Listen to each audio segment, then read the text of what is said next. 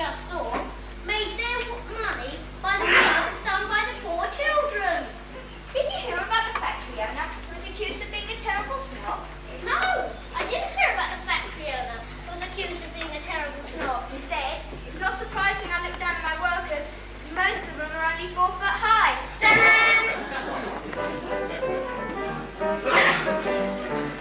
The 1830s are what a time. Britain's growing, reaching a prime.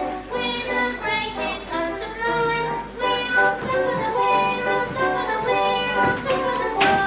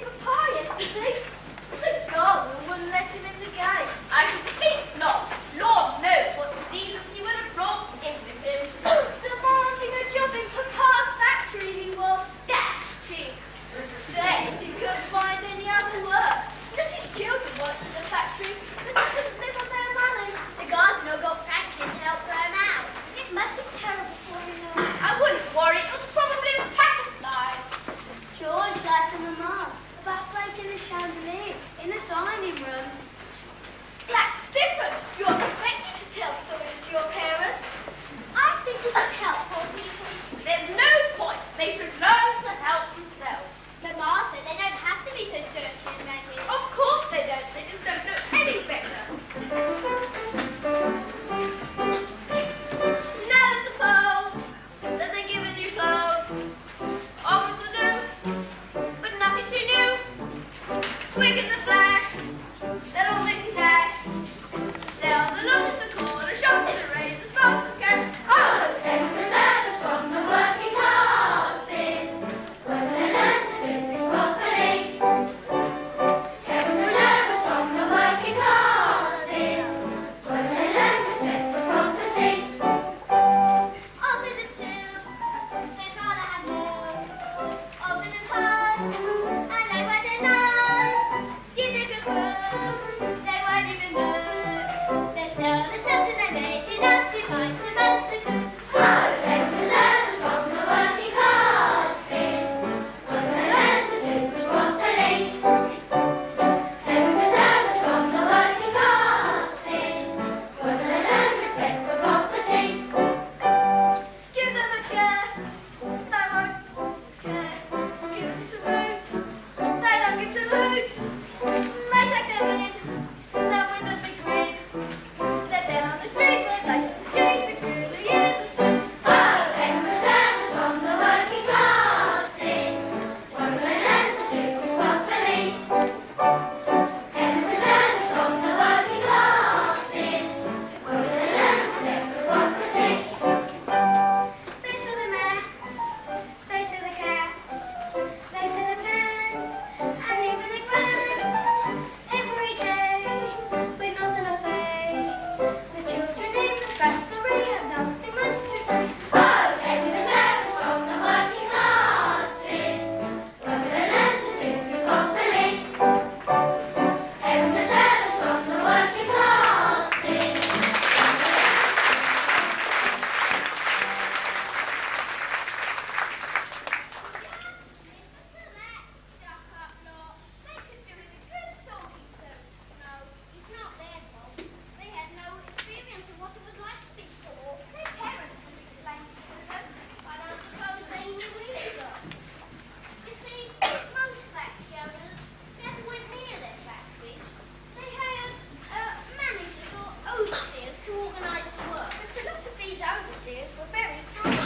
Do you know, in some factories you'll find the talking, or whistling, or singing, or even going to the toilet. Don't want to give the teachers any ideas. You're all right for not working hard enough. I think you'd better be quiet. Some of the teachers are taking notes. Did you hear about the factory where the hours were so long that the workers had to start tomorrow before they finished today? No, I didn't hear about it. They got the sack. Why? One day, the overseer decided, although they turned up for today, they hadn't turned up for tomorrow. Dan! Come on, let's go.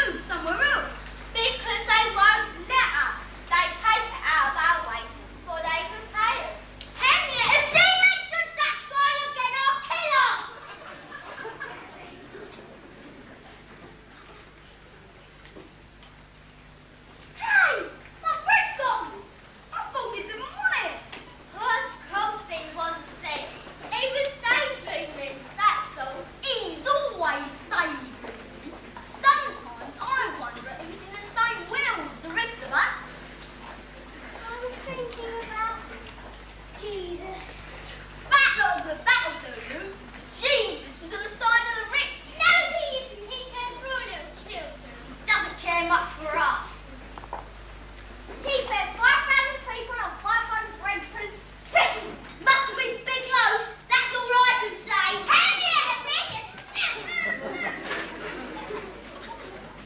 I'll buy some fish tomorrow when we get paid. All right, back to work.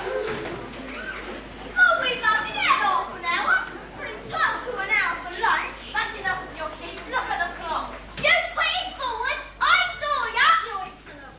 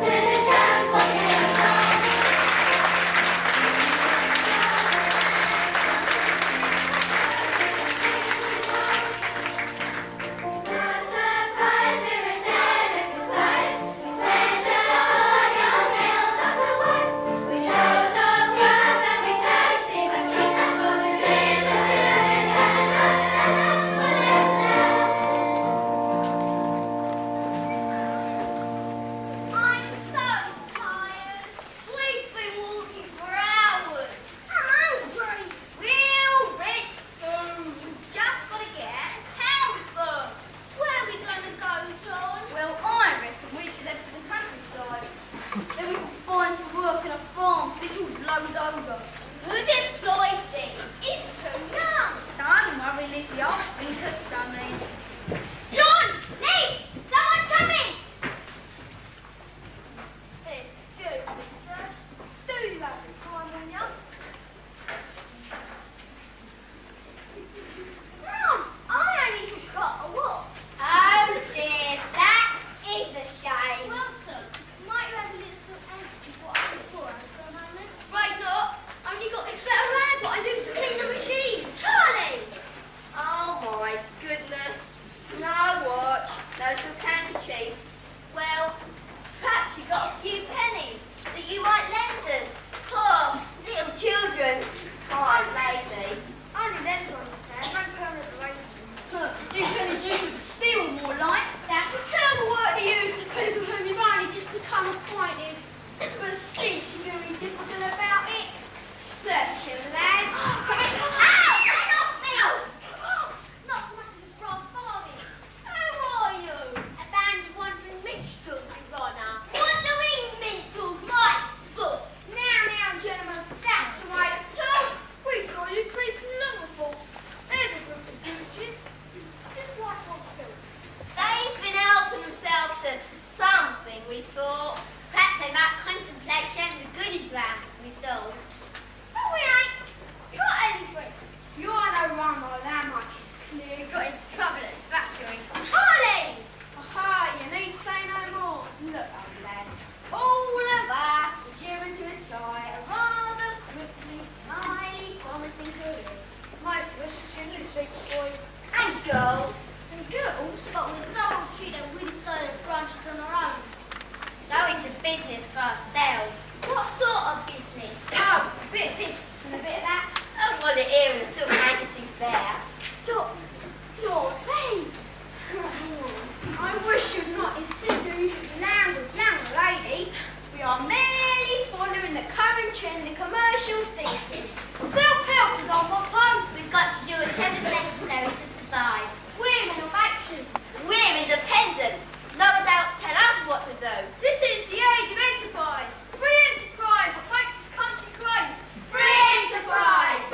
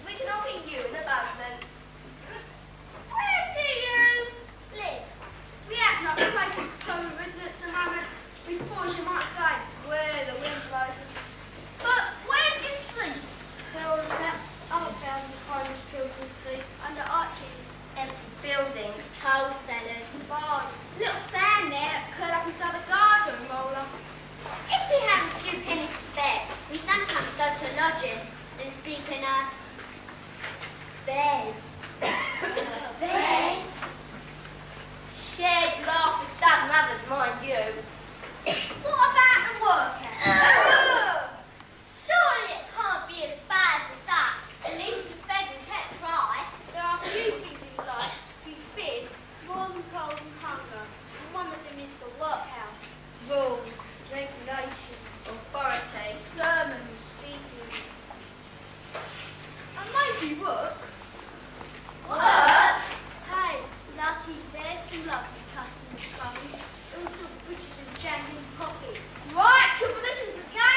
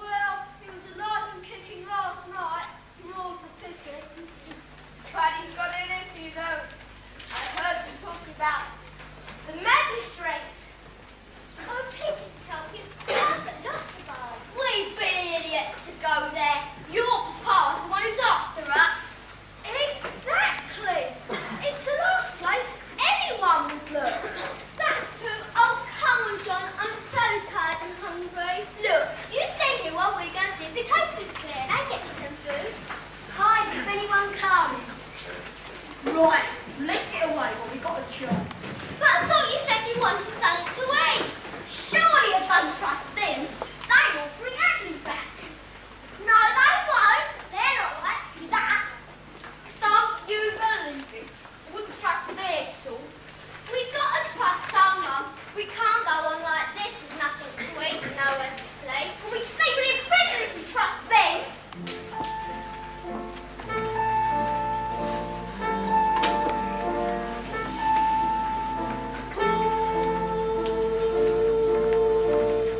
Come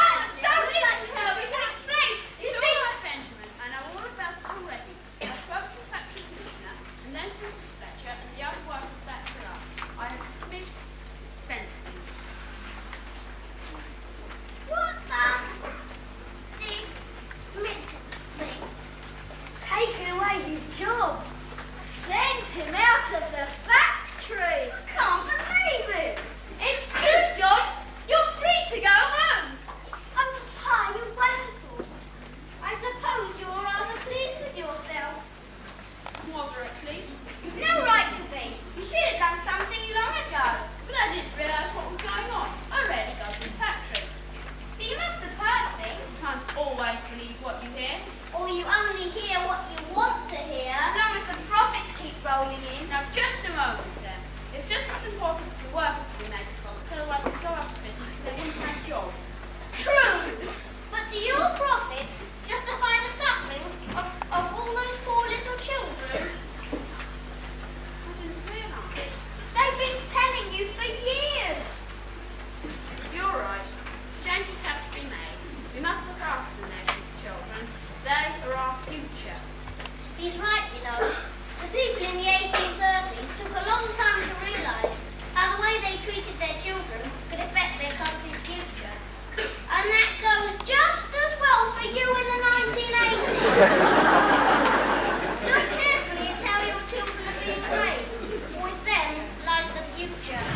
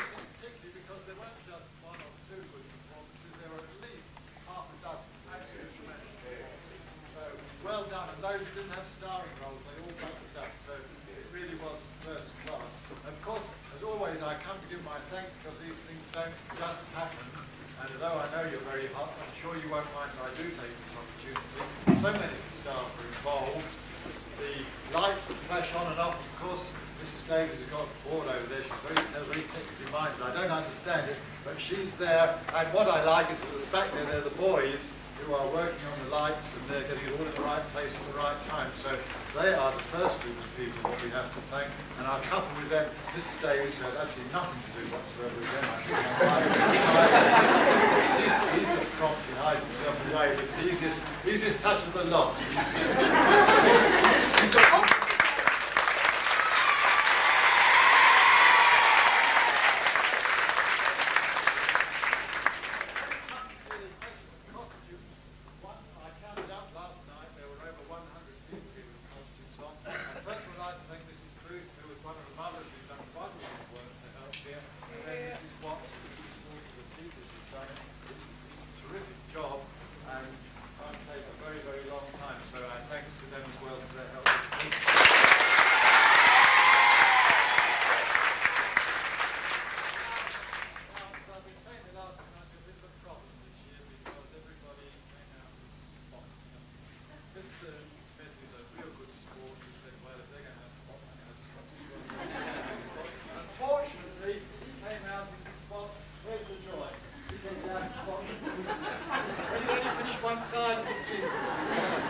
Nothing to worry about because we did get half it out of him, and then Mr. Mason and Mrs. Shute got down on the floor and they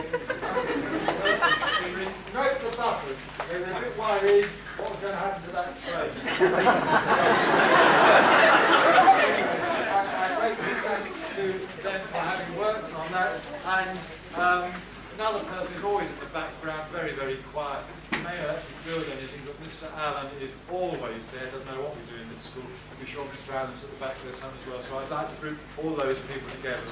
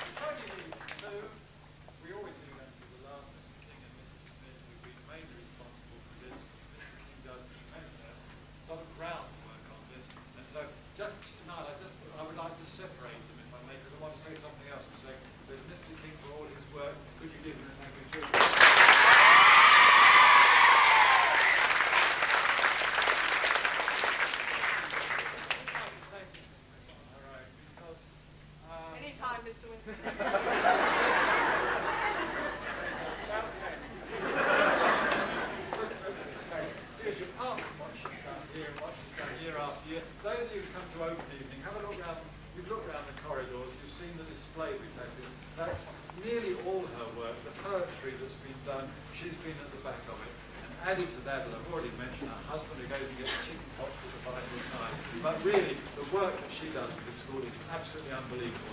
The biggest cheer of all to...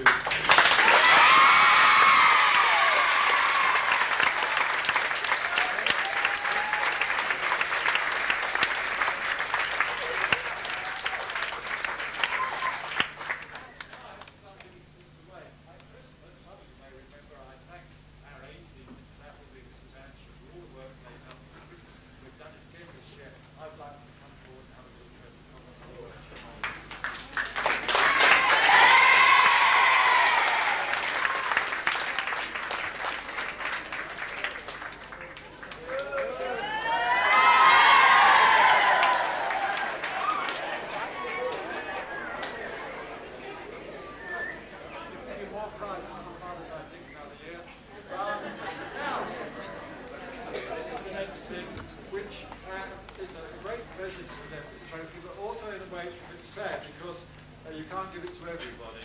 This is our drama trophy, and every year when I present it, I do like to stress the fact that we're not just giving it for tonight's performance or for the performance last Christmas, we're giving it performances right the way through the years. We do this just like they do the awards on the telly. We have nominations. This is very good. These are the nominations for the Drama Award this year. This means these are the people we think over the years have done particularly well. And the nominations for the Drama Award are Nicole Martin, Lindsay Appleby, Jason Gordon, Curtis Barron, Malcolm Cohen and Grant Harris. So they are nominated, but who's inside here?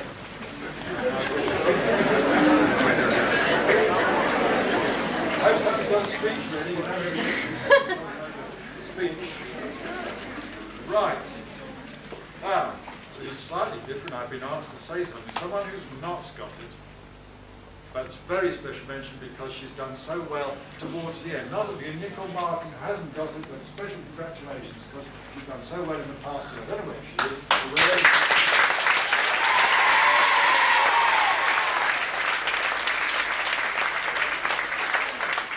The eminent panel of judges who made the decision are unable to divide two people, so there are joint winners this year.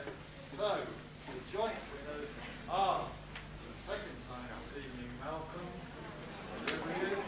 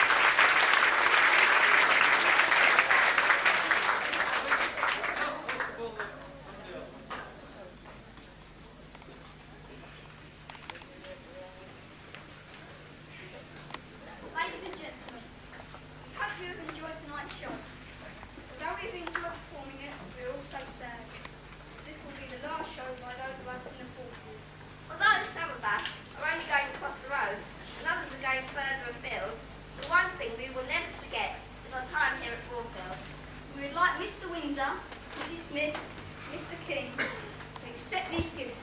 A board diary, hat reset for the staff, and also some wine and tea. From all the members of the class. We cheers to the staff of Broadfields.